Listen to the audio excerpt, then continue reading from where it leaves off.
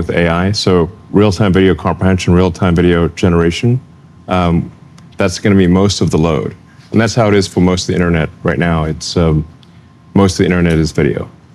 Text is a pretty small percentage, but the text tends to be higher value generally, or it's more densely compressed information. Like, yeah. So, but if you say like, what is the most amount of bits generated and compute spent, it's certainly going to be video. So I used to be a shareholder of X, a very small one. Okay. And I got paid when you bought it, when you bought Twitter and you made it X. Happy decision? Glad you did it? Yeah, I think it was important. I felt like Twitter was heading in, or had gone in a direction that had sort of more of a negative influence on the world. It was. I mean, of course, this depends on one's perspective. Some people will say, well, actually, they liked the way it was, and now they don't like it. But I think the fundamental thing was that Twitter was amplifying, I would say, a pretty far left by most people's standards in the world's ideology because of where it was based in San Francisco. So, and they actually suspended a lot of people on the right. So from their perspective, even someone in the center would be far right. If you're far left, anyone in the center is far right because it's just on the political spectrum. They're just as far left as you get in the United States and in San Francisco. So what I've tried to do is just restore it to be balanced and centrist. So there haven't been any left-wing voices that have been suspended or banned or de-amplified or anything like that. Now, some of them have chosen to just go somewhere else. But at this point, it is the operating principle of the X system is to adhere to any country's laws, but not to put our thumb on the scale beyond the laws of a country. When I think of social media, thank you.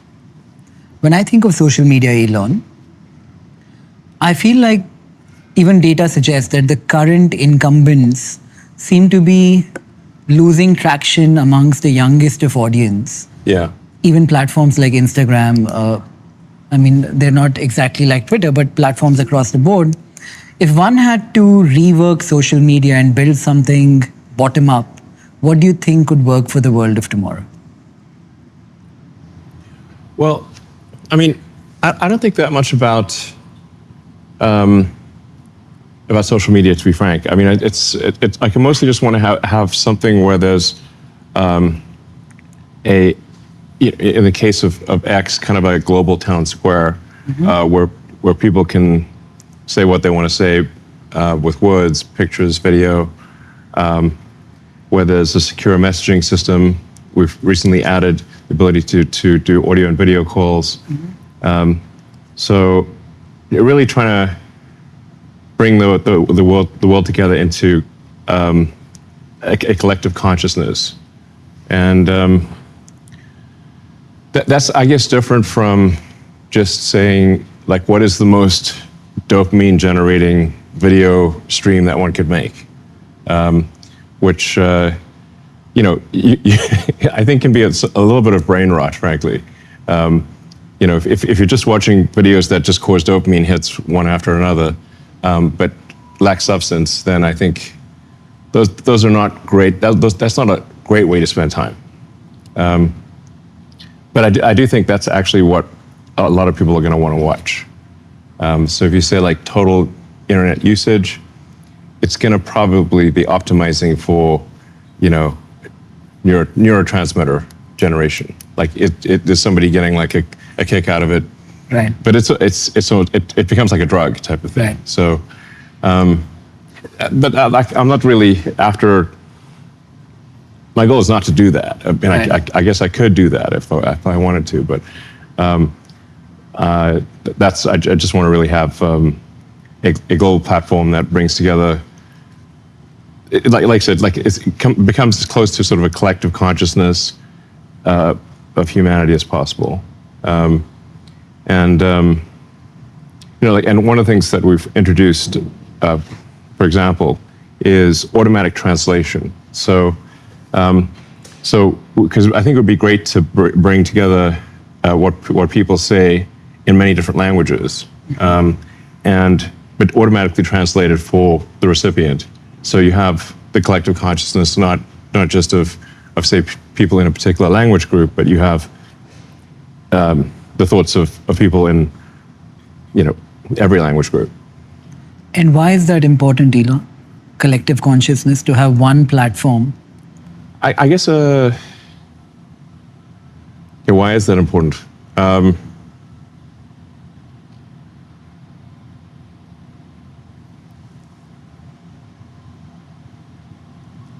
I guess it's. You could also say like why. If you consider humans, like humans are composed of around 30 to 40 trillion cells, and there's trillions of synapses in your mind. But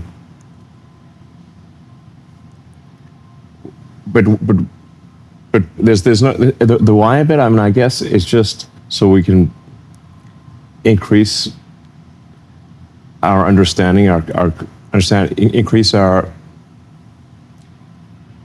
understanding of the universe. So I guess I had this sort of question about what's the meaning of life. Like why is anything important? Why are we here? What's the origin of the universe? What is the end? What are the questions that we don't even know to ask? And probably the questions we don't even know to ask are the most important ones. So I'm just trying to, I guess, understand what's going on. What is going on in this reality? Is this reality? And, and where did you get when you asked, what is the point of life? Yeah, so I came to the conclusion that, which is somewhat in the Douglas Adams Hitchhiker's Guide to the Galaxy school of thought, which is 42. Yeah, he's sort of Hitchhiker's Guide to the Galaxy is like a book on philosophy disguised as humor. Yeah. And that's where you get Earth turns out to be this computer to figure out the answer of the meaning of life. And it comes up with the answer 42. But then it's like, what the heck's 42 mean? And it turns out, well, actually the hard part is the question, not the answer. And for that, you need a much bigger computer than Earth. So basically what Douglas Adams was saying is that we actually don't know how to frame the questions properly.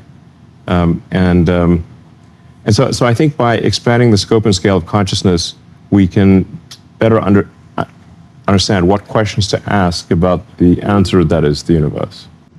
Do you believe the collective consciousness of society? When I was watching this movie recently called The Gladiator, Russell Crowe. Have you seen it? Yeah. In Gladiator in Rome, when people are fighting and the crowd is cheering when people kill each other, the collective is very much like the mob. It doesn't have nuance in its opinion per se.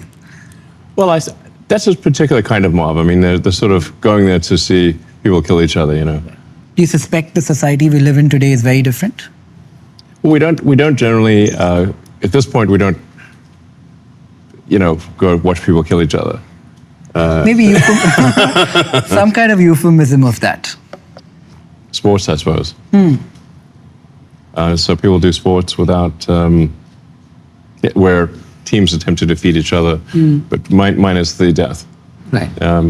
So just going back to the consideration of a human, we all started out as one cell, but now we are over 30 trillion cells. And but I think most people like feel like they're one body. Like, you know, usually your right hand's not fighting your left hand type of thing, you know. It's to sort of cooperate. Your mind is, you know, just a vast number of neurons. But most of the time, it doesn't feel like there's, you know, a trillion voices in your brain. Hopefully not. So there's clearly more that happens when you have trillions of cells working as a cellular collective than, say, one cell or a small, you know, small multicellular creature. There's clearly something different that happens. Like you can't talk to a bacteria, you know. Yeah. It's very silent. They just sort of wiggle around, and you know, from their perspective, I don't know. I was sort of, what is life like from the perspective of an amoeba, you know? But I know you can't talk to an amoeba. Like they don't talk back. But you can talk to humans. So there's just something obviously qualitatively, fundamentally different for humans once you have a large number of cells and, you know, sufficiently large brain type of thing. You can now talk to humans. And they can say things, they can produce things. But bacteria are not going to produce a spaceship, for example. But humans can. So I think there's something qualitatively different that also happens when there's a collection of humans. In fact, it's safe to say that a single human cannot make a spaceship. I could not make a spaceship by myself. But with a collection of humans, we can make spaceships. So there's something obviously qualitatively different about a collection of humans. In fact, it would be impossible for me to learn all of the areas of expertise. There wouldn't be enough time in one lifetime to even learn all the things before I was dead. So you really fundamentally have to have a collection of humans to make a rocket. Then I think there are probably some other qualitative scaling things that happen when you have groups of humans, and then if the quality of the interaction, of the quality of the information flow is the better it is, the more the human collective will achieve. And like I said, I'm just curious about the nature of the universe, and I think it's safe to say, like if we increase the scope and scale of consciousness, we're much more likely to understand the nature of the universe than if we reduce it. Is that a bit like spirituality? A lot of people talk to me about spirituality. Right. I still don't know what it actually means. Like I keep asking them, what do you mean? Yeah. What do you mean? Yeah, I mean, a lot of people have spiritual feelings. Right. And I wouldn't try to deny that those spiritual feelings are real to them. But it doesn't entirely translate. I can't, just because somebody else has a spiritual feeling doesn't mean that I would have that spiritual feeling. You know, I tend to be kind of physics pulled, which is like if something has predictive value, then you know, pay more attention to it than if it doesn't have predictive value. Right.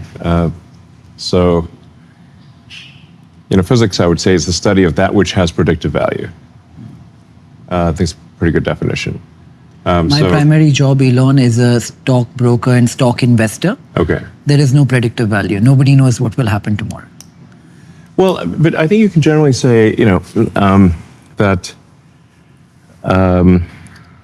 if it's long term for a company, then you can say, like, well, do you like the products or services of that company, and is it likely to?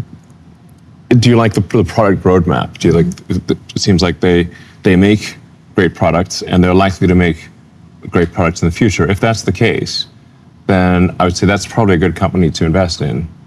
And I think you also want to believe in the team. So if you think, well, that's a talented and hardworking team, they make good products today, they seem to be still motivated to make things in the future, then I'd say that's a good company to invest in.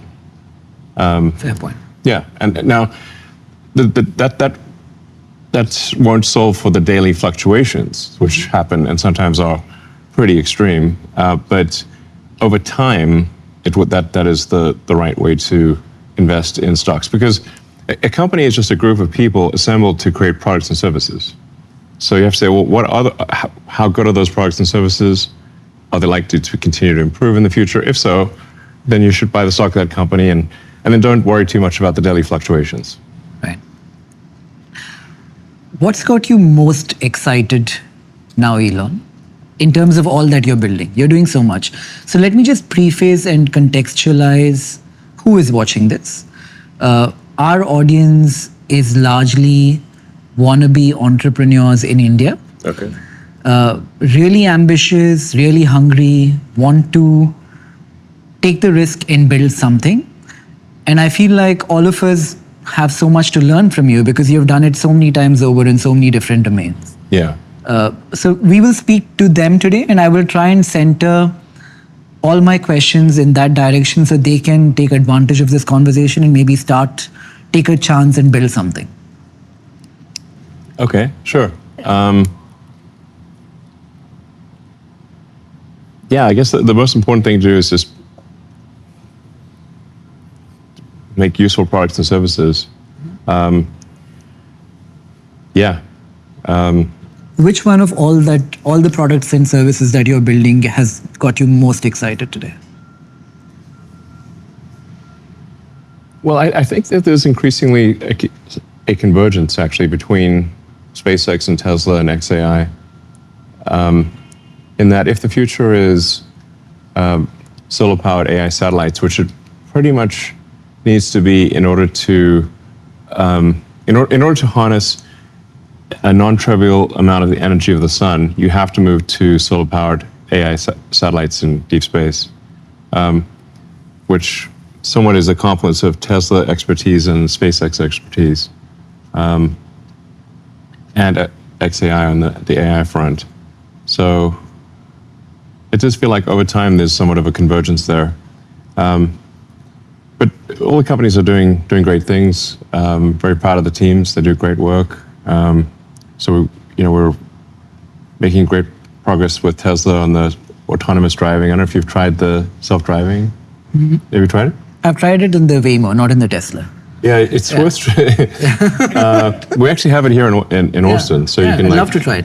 You can literally just download the Tesla app. Yeah. And I think it's open to anyone. Yeah. Definitely try it out. I mean, we know how it goes.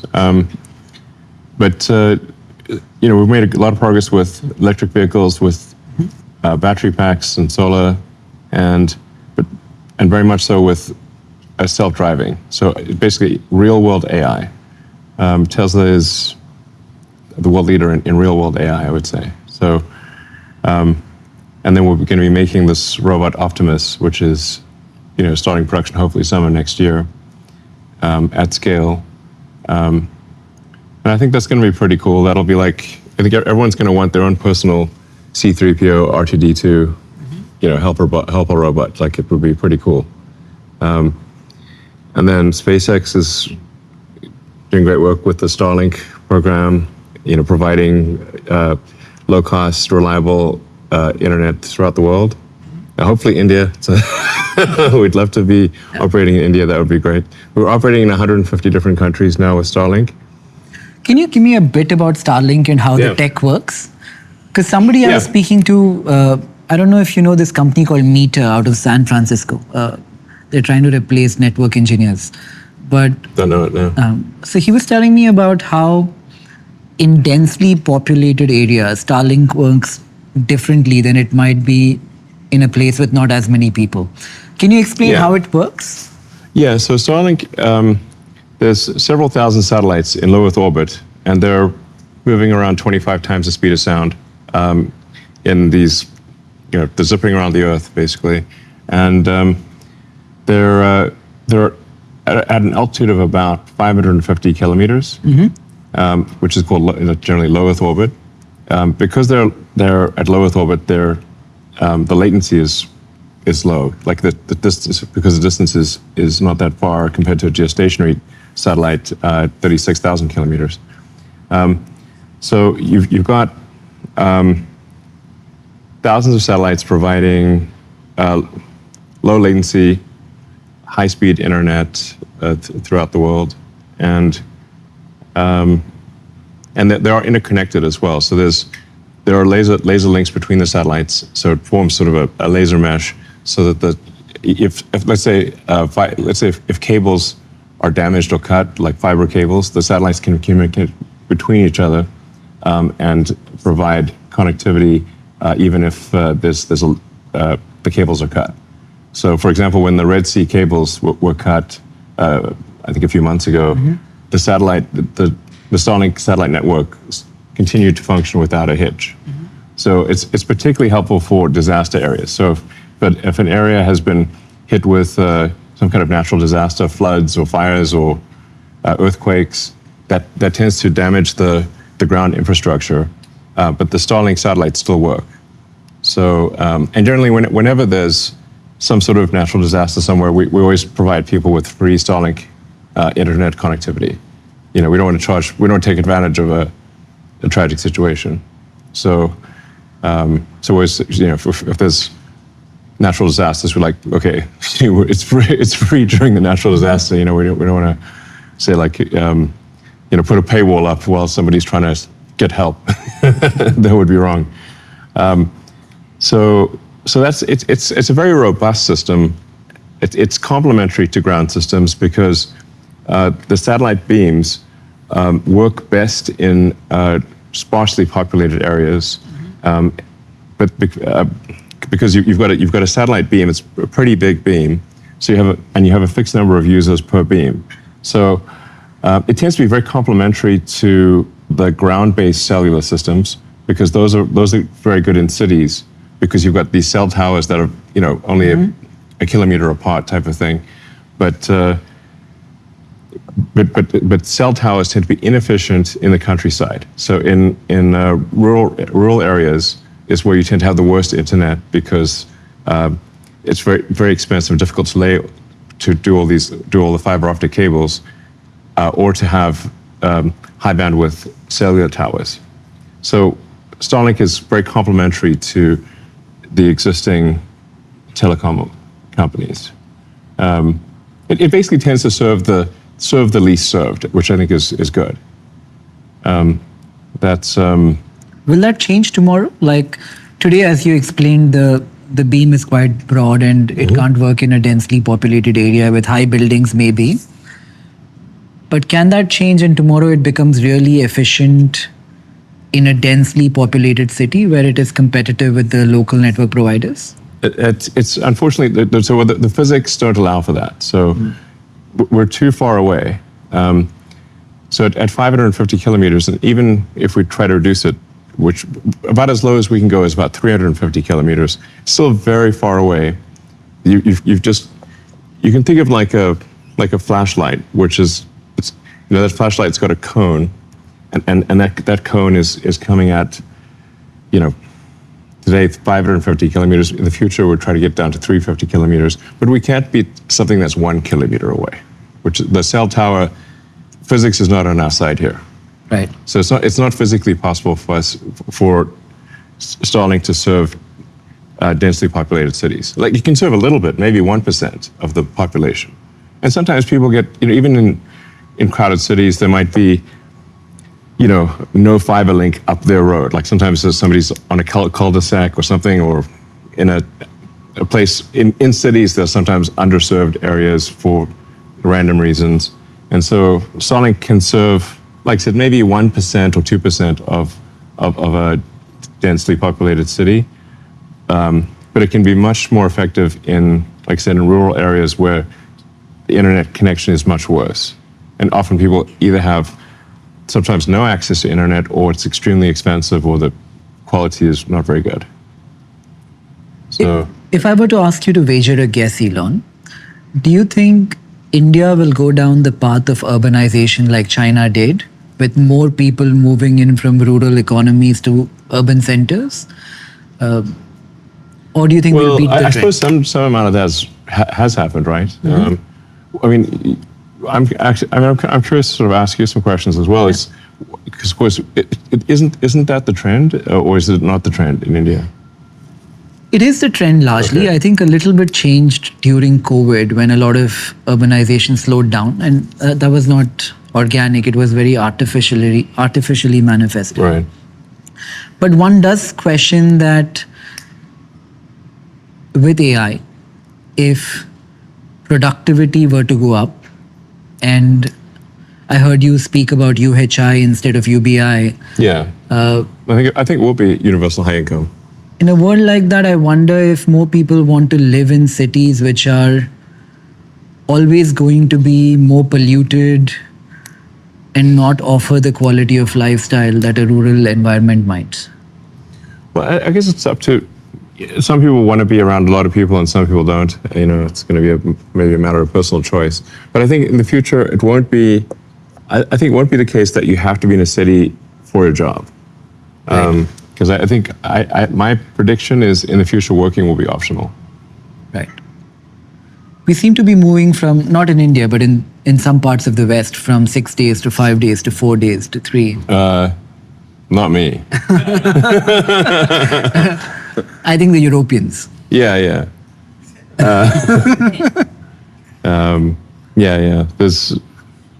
I mean, I think if you're trying to make a startup succeed, or you're trying to make a company do very difficult things, then you definitely need to put in serious hours. I think that's Right. how it goes. And if we were to move from 5 to 4 to 3 days, how do you think society changes? When people have to work half the week, what do they do with the other half? Well, I think it'll actually be that people don't have to work at all and it may not be that far in the future. Maybe only, I don't know, 10, I'd say less than 20 years. My prediction is in less than 20 years, working will be optional. Working at all will be optional. Like a hobby, pretty much. And that would be because of increased productivity, meaning people do not have to work? They don't have to. I mean, look, obviously people can play this back in 20 years and say, look, Elon made this ridiculous prediction and it's not true. But I think it will turn out to be true that in less than 20 years, that maybe even as little as, I don't know, 10 or 15 years, the advancements in AI and robotics will bring us to the point where working is optional. In the same way that, like, say, you can grow your own vegetables in your garden, or you could go to the store and buy vegetables. You know, it's much harder to grow your own vegetables. but you know, some people like to grow their vegetables, which is fine. You know, but it'll be optional in that way. Is my prediction. If one were to argue that humans are innately competitive and everything is relative, from the time of hunters, somebody wanted to be the alpha hunter or the biggest farmer.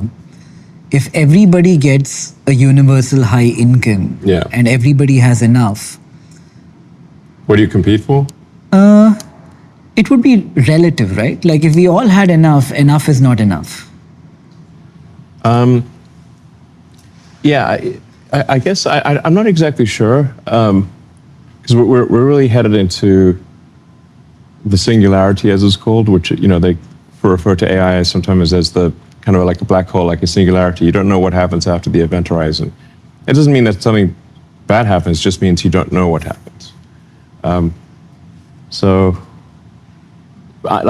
confident that if AI and robotics continue to advance, which they are advancing very rapidly, like I said, working will be optional, and people will have any goods and services that they want. Like if you can think of it, you can have it, type of thing. But then at a certain point, AI will actually saturate on anything humans can think of. And then at that point, it becomes a situation where AI and robotics are doing things for AI and robotics because they've run out of things to do to make the humans happy. because there's a limit. You say like, there's only people can only eat so much food, or it's going to be. I think if you can think of it, you can have it. Will be the future.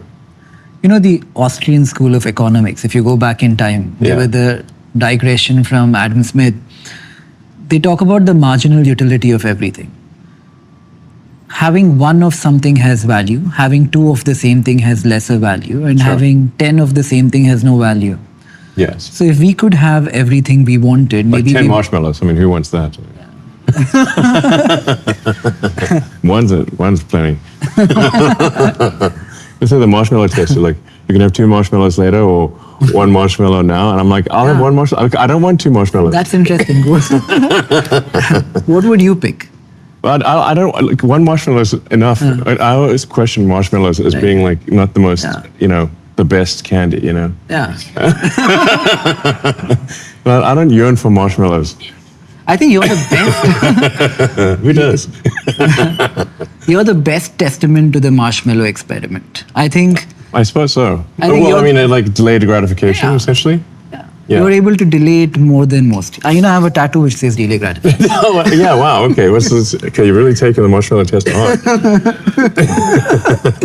I feel like I can't remember. When I'm trading or when I'm buying into Delay gratification, yeah. It helps. Wow, okay. That's commitment. It's pointing at me, so it reminds me of... Okay, well, it's good advice. I mean, I can't miss it. If you could if you could get a tattoo, what would you get? I guess maybe my kids' names or something. Right. Why do you like the letter X as much as you do? Well,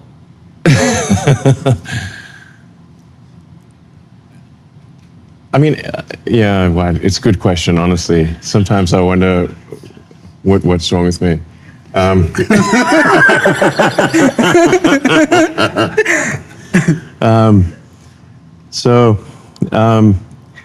mean, it started off with where I think, so way back in ancient times, in '99, the pre-Cambrian era, when there were only sponges, there were only 3 one-letter domain names, and I think it's X, Q, and Z, and I was like, okay, I want to create this place where it's the financial crossroads, or like the financial exchange, It's essentially solving money from an information theory standpoint, where the current banking system is a large number of heterogeneous databases with batch processing that are not secure. And if we could have a sort of a single database that was real time and secure, that would be more efficient from an information theory standpoint than a large number of heterogeneous databases that batch process very slowly, insecurely. So that was sort of X.com way back in the day, which kind of became PayPal, and then and it was acquired by eBay. And then someone reached out from eBay and said, "Hey, do you want to buy the domain name back?" And I was like, "Sure." And so I had the domain name for quite a while. And then, yes. Then I was like, well, maybe this acquiring Twitter would also be an opportunity to revisit the original plan of X.com, which is to create this like clearinghouse of financial transactions, like basically to create a more efficient money database is a way to think about it. Is like people, like money is really an information system for labor allocation. Like people sometimes think money is power in and of itself, but it doesn't really. If there's no labor to allocate, it's meaningless. So if you were to be on a desert island with $1 trillion, dollars or whatever, it doesn't matter. Oh yeah, right. Why speculate when you can be real? I just hope I don't end up on a desert island, you know. It's not going to be very useful to me.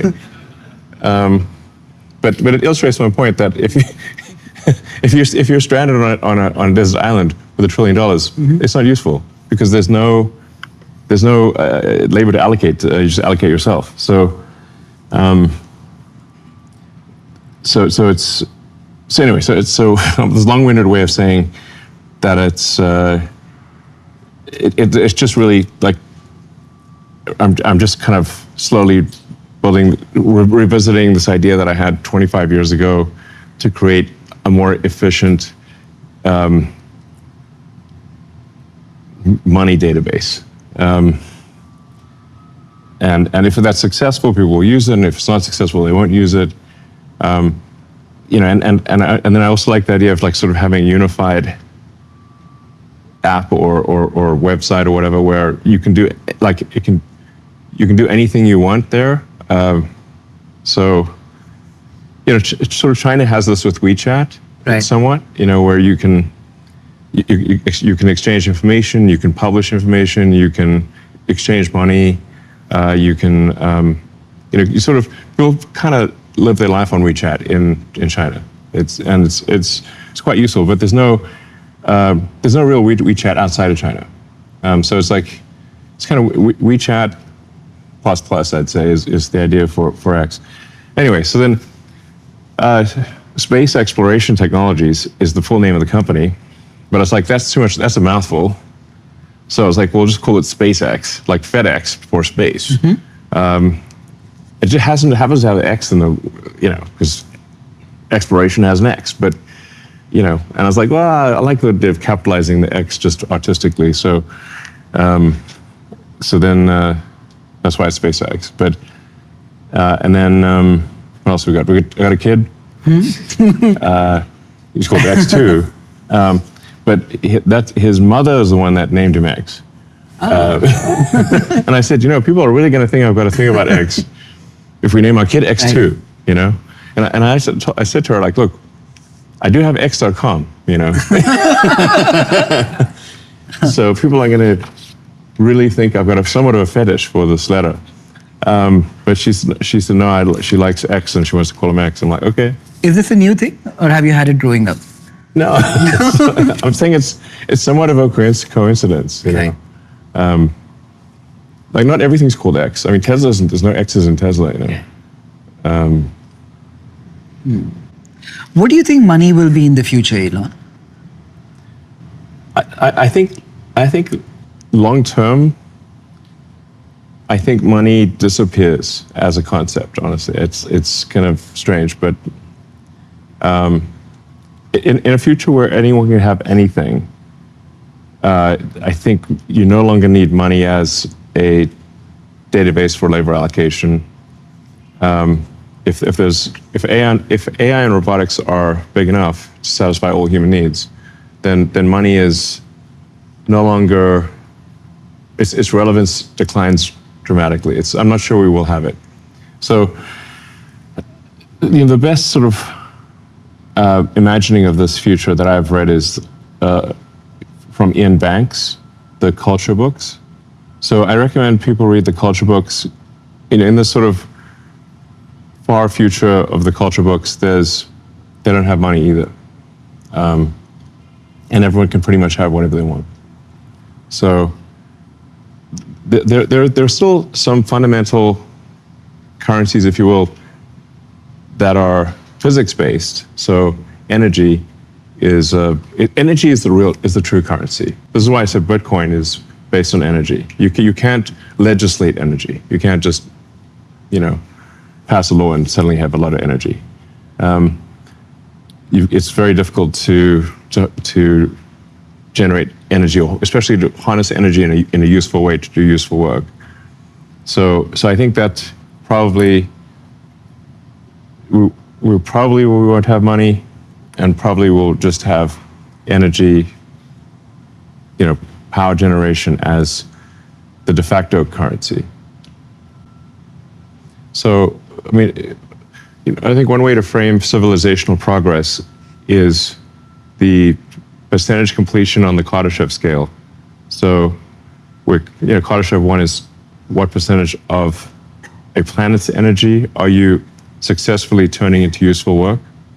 And I'm maybe paraphrasing here a little bit, but the Kardashev 2 would be what percentage of the sun's energy are you converting into useful work?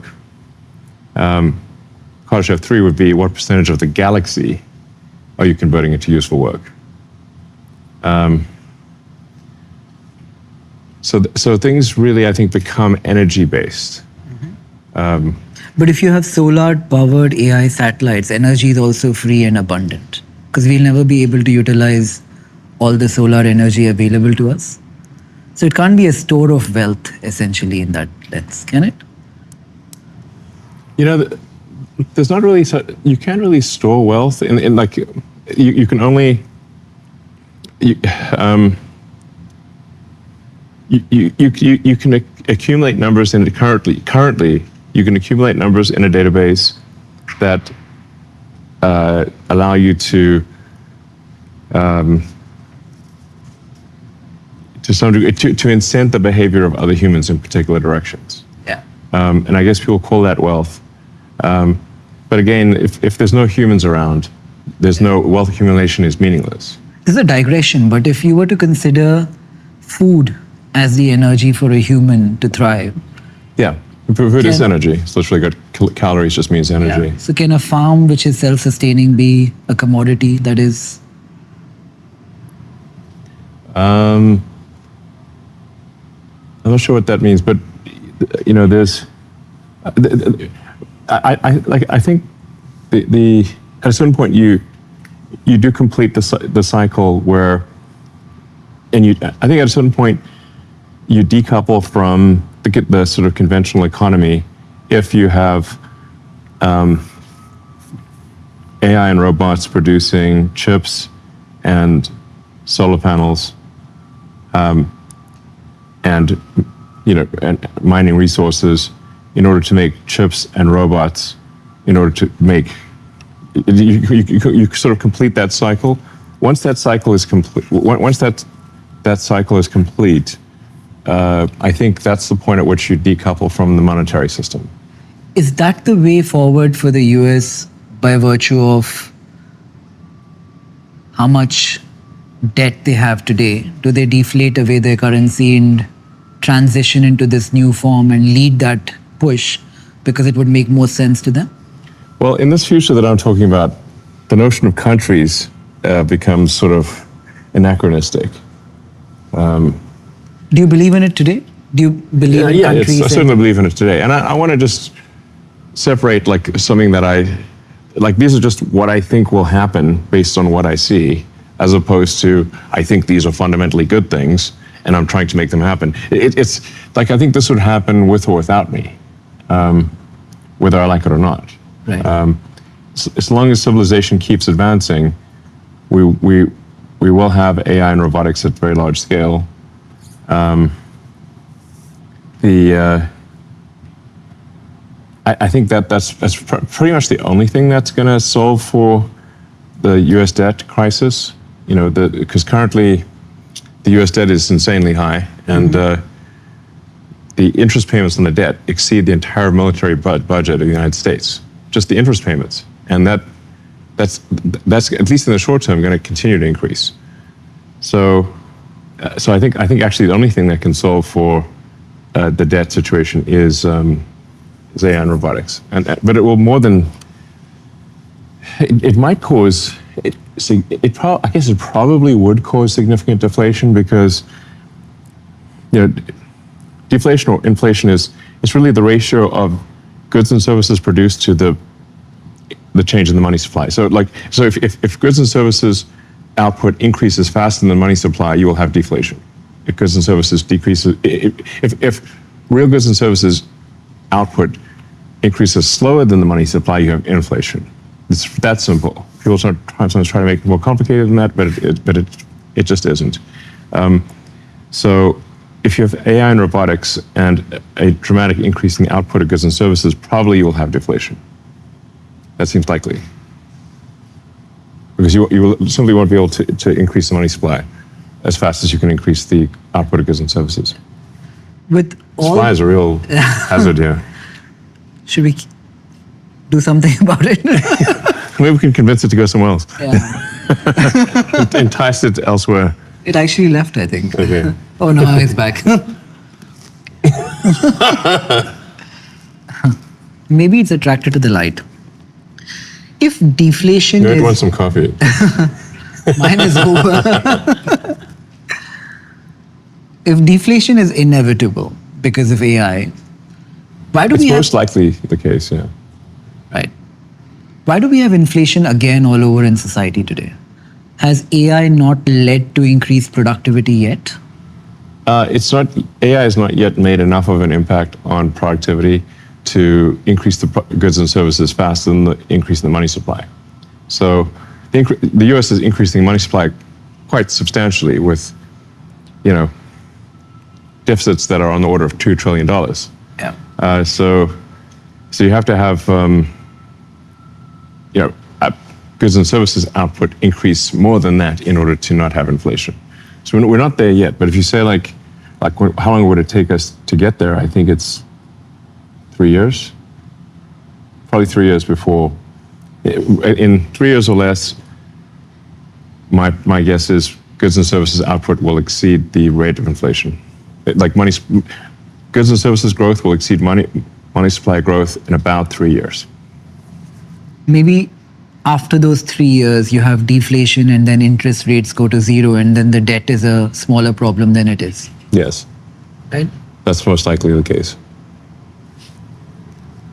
You spoke about being in a simulation earlier. I love The Matrix. Yes. If you were to be a character from The Matrix, who would you be? Well, there's not that many characters to pick from, Hopefully not Agent Smith. He's my hero. Neo's pretty cool. The Architect is interesting. The Oracle. It's the Oracle. Sometimes I feel like I'm an anomaly in the Matrix. That is Neo. Yeah. Do you believe you're in a Matrix though? Actually believe? I think you have to just think of these things as probabilities, not certainties. There's some probability that we're in a simulation. What percentage would you attribute to that?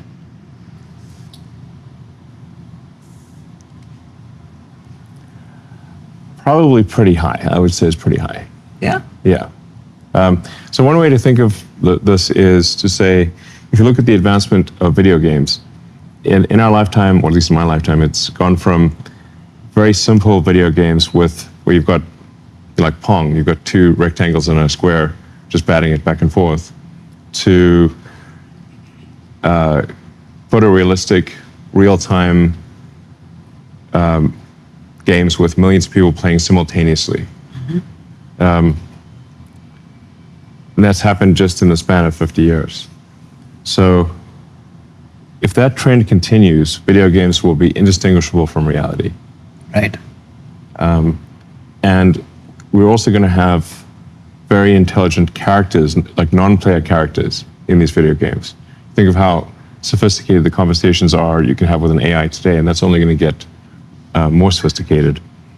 You'll be able to have conversations that are more complex and more sophisticated than almost any human conversation. Maybe any. So then the future, if civilization continues, will be millions, maybe billions of photorealistic, like indistinguishable from reality video games, and with characters in those video games that are very deep, and where the dialogue is not pre-programmed. That's for sure what's going to happen in this level of the simulation, if you could call it. So then what are the odds that we're in base reality, and that this has not happened before? If I were to buy into that and assume that we are in a simulation, as Neo of the story, what do you know that I don't and I can learn from? I think most likely, if outside the simulation would be less interesting than in the simulation, because we're most likely a distillation of what's interesting, because that's what we do that's what we do in our reality. And then I do also have a theory, which is like the most interesting outcome is the most likely outcome, as seen by a third party, the gods or god of the simulation. Because when we do simulations, when humans do simulations, we stop those simulations that are not interesting. So like if SpaceX is doing simulations of rocket flights, the boring ones we discard because they're just not, we don't learn anything from those. Or when Tesla is doing simulations for self-driving, Tesla's actually looking for the most interesting corner cases, because the normal stuff we already have plenty of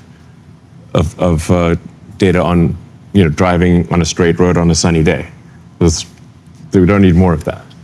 We need like heavy weather conditions on a small windy road with two cars that are, coming at each other with a almost head-on collision. We need like weird stuff, basically, interesting stuff.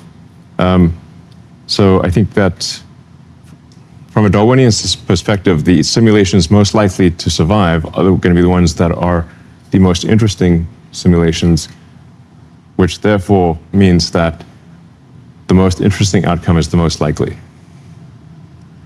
And the people who simulated our world, if one were to extrapolate, they themselves might in turn be in another simulation. Yes. And there could be many layers of simulation. Yes. Beyond all of these layers of simulation, do you think there's something?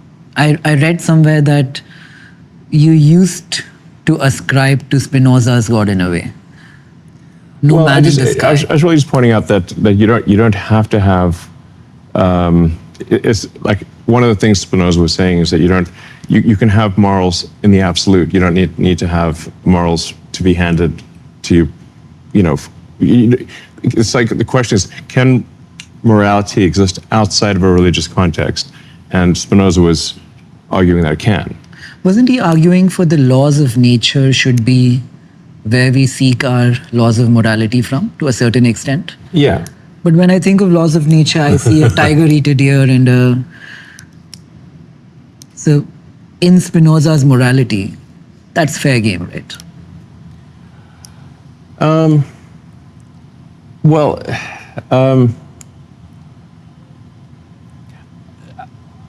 You can. I think there's a lot of things you can take from Spinoza, but the only point I was making in referencing Spinoza was that you can have a set of